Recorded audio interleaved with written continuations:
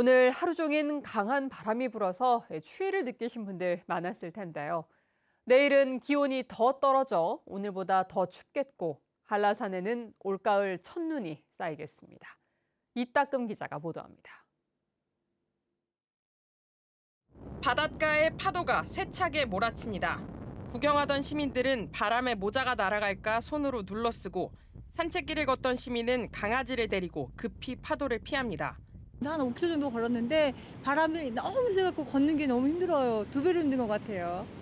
제주 전해상에 풍랑특보가 발효돼 물결이 5.5m까지 높게 일었고 제주와 진도, 추자도 노선 등 여객선 6척이 결항했습니다. 제주 전역에는 강풍특보가 내려져 순간풍속 시속 72km가 넘는 강한 바람이 불었습니다. 기온도 크게 떨어져 중산간에는 오후 한때 곳에 따라 눈발이 날렸습니다. 해안 지역에도 낮 체감 온도가 10도 아래로 떨어지며 시민들은 외투를 여러 겹 껴입고 목도리를 둘렀습니다. 나오자마자 너무 추워서 집 들어가서 목도리를 다시 했는데 막 옷 속으로 바람이 들어오고 오랜만에 진짜 엄청 추웠어요. 내일은 아침과 낮 기온이 오늘보다 3도에서 6도 정도 더 떨어지겠고 찬바람이 불어 체감 온도를 더 끌어내리겠습니다.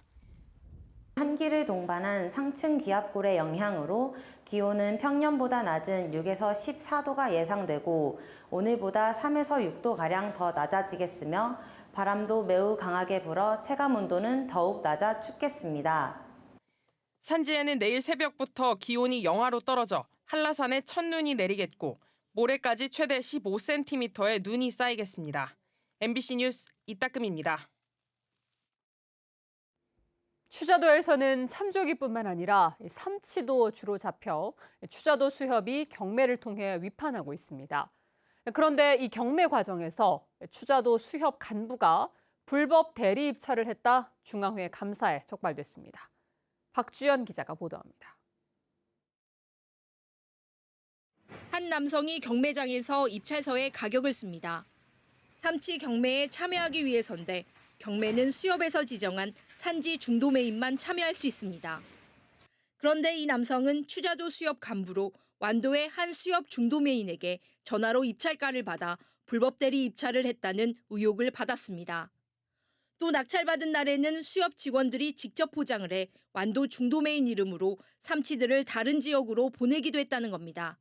전화 한 통으로 모든 일이 다 되는 거고 여기 현지에서 입찰을 하게 되면 박스 포장부터 인건비부터 이런 비용이 많이 들어가기 때문에 단가 싸움에서 밀릴 수밖에 없는 상황이에요.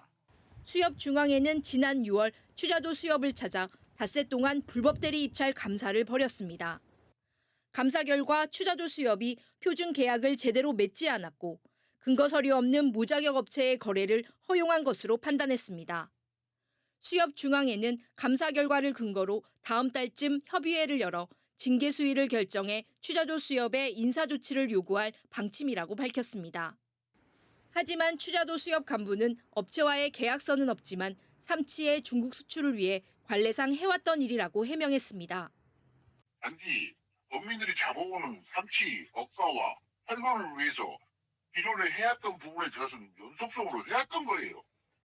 삼치 경매에 참여했던 중도매인은 불법 대리 입찰로 피해를 봤다며 추자도 수협 간부 등을 수산물 유통법 위반과 업무방해 등의 혐의로 경찰에 고소할 계획입니다.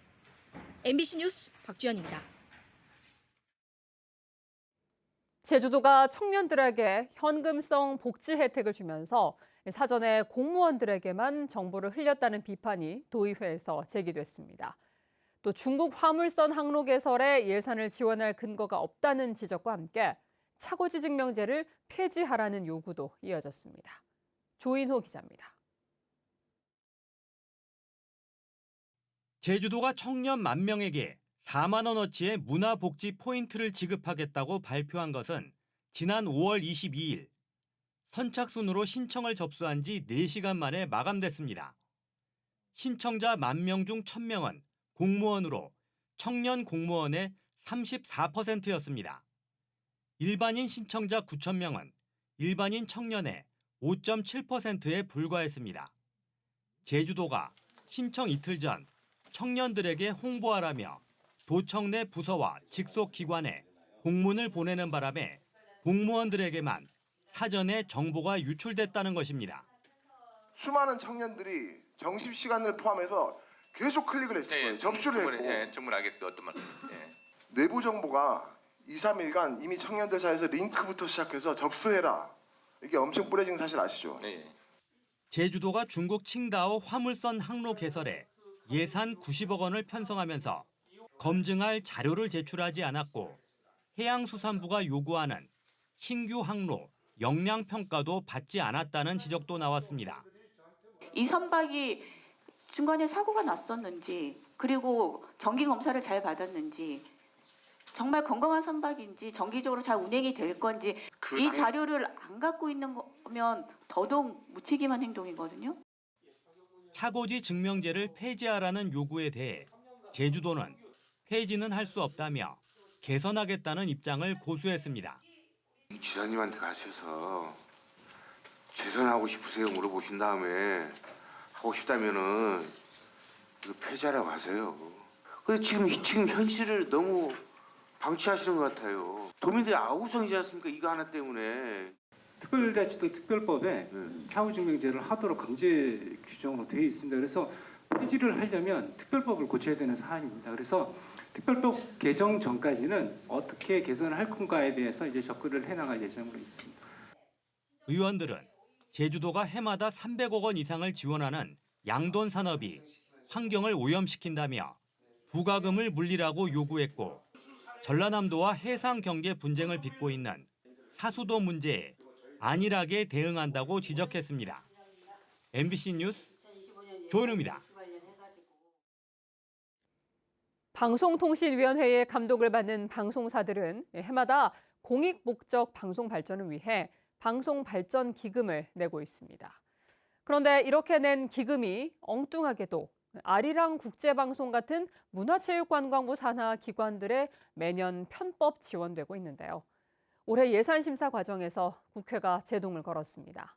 김윤아 기자입니다. 방송통신위원회가 국회에 제출한 내년 예산안입니다. 전체 2,500억 원 예산 중 80%인 1,980억 원이 방송발전기금에서 나왔습니다. 그런데 이 예산을 아리랑 국제방송에 120억 7천만 원, 국악방송에 52억 5천만 원, 언론중재위원회에 145억 원을 지원한다고 돼 있습니다. 이들 모두 방통위가 아닌 문화체육관광부 소관 기관들로 방송발전기금을 한 푼도 내지 않고 있습니다. 반면 지역 방송사들은 올해 1,973억 원, 내년은 1,572억 원 등 매년 2천억 원에 가까운 기금을 내고 있습니다. 그런데도 39개 지역 중소방송사에 지원되는 예산은 45억 3천만 원, 한 곳당 1억 원 정도에 불과합니다. 이런 기금 사용과 관련한 논란이 10년 넘게 이어지자 국회가 마침내 제동을 걸었습니다. 더불어민주당 이훈기 의원이 아리랑 국제방송과 국악방송에 지원하던 예산 전액 삭감안을 국회에 제출했습니다. 이 두 곳의 예산을 삭감하고 대신 지역 중소방송 예산을 대폭 증액했습니다. 인구 절벽과 지역 소멸, 저출산 등과 같은 지역 현안 해결을 위한 제작 지원에 활용해 지역 방송으로서 역할과 책임을 다하도록 지원한다는 취지입니다. 다른 데 쓰여지는 방송통신발전기금이 이제 제대로 지역 소멸 시대에 지역 방송, 중소방송을 위해서 쓰여져야 되고 지역 방송이 지역 문화의 구심체고 여론 형성의 장이기 때문에 당연히 국가에서 지원을 해야 합니다. 발등에 불이 떨어진 문체부와 해당 기관들은 예산 삭감안에 반발하고 있지만 대응 논리는 마땅치 않은 상황. 그동안 관행처럼 되풀이되어 온 해묵은 방송발전기금 편법 지원 문제는 이번 주 국회 예결위 예산심사 과정에서 다뤄질 예정입니다. MBC 뉴스 김윤아입니다. 제주 MBC가 보도한 모 장애인 체육단체의 보조금 횡령 의혹 사건과 관련해 제주도 장애인체육회가 특별감사에 나섰습니다. 제주도 장애인체육회는 5명으로 구성된 특별감사반이 종목 단체 사무실을 찾아 협회 통장 출입금 내역과 회계 자료 등을 조사했고 고소인과 피고소인을 대상으로 면담을 실시할 예정이라고 밝혔습니다. 이 감사 결과에 따라 보조금 횡령이 확인될 경우 보조금 지급을 중단하고 해당 종목 단체 임원 모두를 사직시키는 관리단체로 지정할 방침입니다.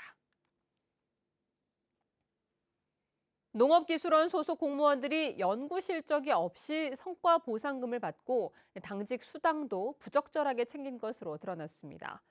제주도 감사위원회에 따르면 제주도 농업기술원 5개 부서는 지난 2018년부터 4년 동안 특허권 등에 대한 보상금을 신청하면서 연구에 참여하지 않은 원장과 국장 등의 이름을 올려 전체 수당의 5에서 10%의 보상금을 챙겨줬습니다. 또 2022년 1월부터 2년 동안 정확한 대기 근무 확인 없이 926명에게 2,700만 원의 당직 수당을 지급했습니다. 도감사위는 9명에 대한 신분상 조치와 4천만 원의 회수 조치를 요구했습니다. 민주노총 제주본부는 제주도의회에서 기자회견을 열고 5인 미만 사업장과 특수고용직 등 모든 노동자에게 근로기준법과 4대 보험을 전면 적용하라고 요구했습니다. 이들은 제주 전체 사업장 가운데 88%가 5인 미만 사업장이고 비정규직 노동자도 전체의 39%에 이른다며 근로기준법을 확대 적용하고 4대 보험을 전면 적용하는 것이 진정한 노동 약자를 위한 방안이라고 강조했습니다. 제주의 플라스틱 제로 정책을 국제사회에 공유하는 자리가 마련됐습니다. 오영훈 지사는 부산 백스코에서 열린 제5차 정부 간 협상위원회 회의에서 지방정부 특별 세션을 통해 2040 플라스틱 제로 제주 정책을 소개하고 그동안의 성과를 공유했습니다. 또 대담을 통해 탈플라스틱을 위한 지방정부의 역할과 국제 협력을 주제로 논의했습니다. 이번 회의에는 170여 개국 2천여 명이 참여했으며 제주도는 개최지인 부산을 제외하고 유일하게 지방정부 특별 세션을 열었습니다. 제주 지역 시민단체와 정당들이 정부의 우크라이나 군사 지원과 전쟁 개입을 반대하고 나섰습니다. 제주 자주통일평화연대는 제주도의회에서 기자회견을 열고 조만간 우크라이나 특사단이 무기 지원의 논의를 위해 한국을 방문할 예정이라며 정부는 관련 논의를 즉각 중단해야 한다고 밝혔습니다. 이들은 군인 파견으로 나가면 전쟁에 공식적으로 개입해 경제와 안보에 심각한 피해를 불러오게 된다고 우려했습니다. 제주를 오가는 항공기 노선의 지연율이 20%를 넘는 것으로 나타났습니다. 국토교통부가 항공사를 대상으로 상반기 서비스 평가를 실시한 결과 제주 노선 9개 항공사의 지연율은 22.1%로 내륙 노선보다 7.3%포인트 높았습니다. 구간별로 살펴보면 김포와 제주 노선의 평균 지연율이 25.7%로 가장 높았고 뒤를 이어 군산 제주, 대구 제주 노선 순입니다. 금성호 침몰 사고 수색이 기상 악화로 어려움을 겪고 있습니다. 해경은 오늘 오전 함선 4척과 항공기 넉 대를 사고 해역에 투입해 해상 수색을 진행했는데 추가 실종자는 발견하지 못했다고 밝혔습니다. 한편 사고 해역 기상 악화로 민간 군안업체 바지선이 애월항으로 피항한 가운데 해경은 기상 상황이 좋아지는 대로 민간 심해 잠수사를 통한 수중 수색을 재개할 방침입니다. 금성호는 지난 8일 비양도 북서쪽 해상에서 침몰하면서 4명이 숨지고 10명이 실종됐습니다. 제주 전해상에 풍랑특보가 내려지면서 중국 어선 수십 척이 서귀포 앞바다에 긴급 대피했습니다.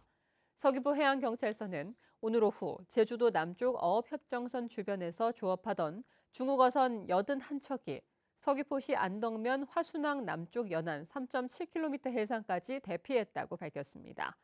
대피 어선은 늘어날 예정인데 서귀포 해경은 중국 어선 사이에 충돌이나 해양 사고가 발생하지 않도록 안전 관리를 하고 있습니다. 고병원성 조류인플루엔자 발생으로 전남과 충남 지역의 가금육과 생산물 반입이 금지됩니다. 제주도는 전남 영암에 있는 토종닭 농장에서 올해 4번째 조류인플루엔자가 발생해 오늘 0시부터 전남 지역의 가금육과 생산물의 반입을 금지했습니다. 뉴스데스크 제주였습니다. 시청해주신 여러분 고맙습니다.